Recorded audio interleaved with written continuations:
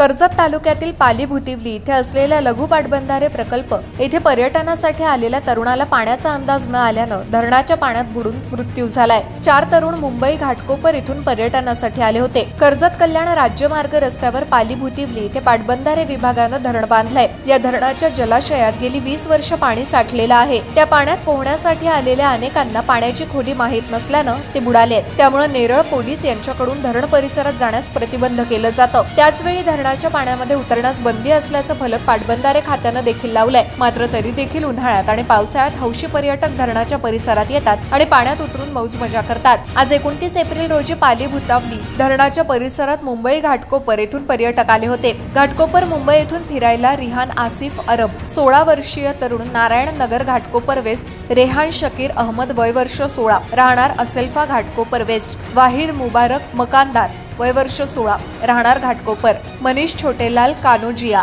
वय वर्ष 18 राहणार घाटकोपर वेस्ट हिमालय सोसायटी हे चौघं मुंबई येथून लोकलनं भिवपुरी रोड इथे आले होते।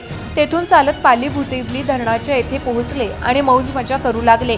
धरण पाहून हे तरुण तिथे मॅगी बनवून खाण्यासाठी धरणाच्या किनारी आले। तेथे हातपाय धुण्यासाठी पाण्यात उतरले असता त्यापैकी मनीष छोटेलाल कानोजिया हा खोल पाण्यात गेला। त्याला खोलीचा अंदाज आला नाही। मनीष हा पाण्याच्या बाहेर येत नसल्यानं तेथील 3 तरुण घाबरले आणि त्यांनी मदतीसाठी आरडाओरड सुरू केली। त्यानंतर नेरळ पोलीस ठाणे यांना कळवण्यात आल्यानंतर नेरळ पोलीस तेथे पोहोचले। त्याआधी स्थानिक लोकांनी त्या तरुणाला शोधण्यासाठी पाण्यात उड्या मारल्या, मात्र धरणात बुडालेला तरुण याचा शोध लागला नाही। स्थानिकांच्या प्रयत्नांना अपयश येत असल्यानं नेरळ पोलीस ठाण्याचे सहाय्यक पोलीस निरीक्षक शिवाजी ढवळे यांनी खोपोली येथील रेस्क्यू टीम यांना पाचारण केलं। तेथील अपघातग्रस्त टीम यांच्या पथकाचे प्रमुख गुरुनाथ साठलेकर यांना मदतीसाठी बोलवण्यात आलं। सायंकाळी 7 वाजता हे पथक पाली भुतिवली धरण परिसरात पोहोचलं असून शोध मोहीम सुरू झाली आहे। मृतदेह बाहेर काढण्यात यश। सायंकाळी 7:30 वाजता खोपोली येथील अपघातग्रस्तांच्या टीम मधील पथकानं पाली भुतिवली धरणाच्या पाण्यातून बाहेर काढलंय। मनीष छोटेलाल कानोजिया याचा मृतदेह बाहेर काढण्यात यश आलं असून त्यावेळी नेरळ पोलीस आणि स्थानिक उपस्थित होते।